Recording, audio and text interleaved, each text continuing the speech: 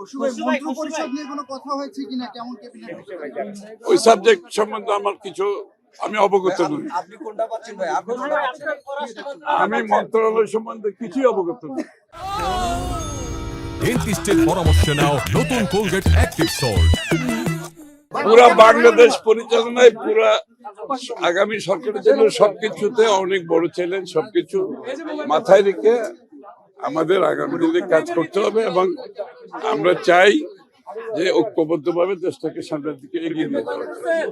Challenge তো থাকবেই, তাই না? সবকিছুর বিষয়ে চ্যালেঞ্জ আছে, অর্থনীতির বিষয়ে চ্যালেঞ্জ আছে, শিক্ষার বিষয়ে চ্যালেঞ্জ আছে, স্বাস্থ্যের বিষয়ে চ্যালেঞ্জ আছে, কর্মসংস্থানের চ্যালেঞ্জ আছে।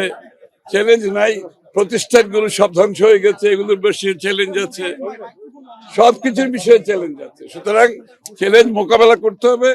জনগণের যে আস্থা আমাদের উপর রেখেছে সেই আস্থাটা আমাদের মাথায় থাকবে এবং এটা অনেক বড় আস্থা রেখেছে এবং এটার প্রতি সম্মান রেখে আমরা কাজ করার চেষ্টা করব।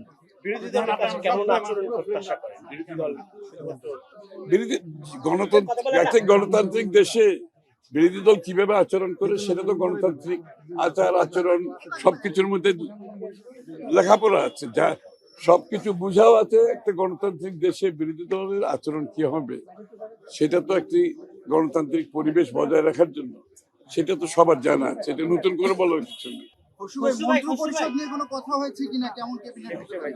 ওই সাবজেক্ট সম্বন্ধে আমার কিছু আমি অবগত নই। আপনি কোনটা পাচ্ছেন ভাই? আমি মন্ত্রণালয় সম্বন্ধে কিছুই অবগত নই।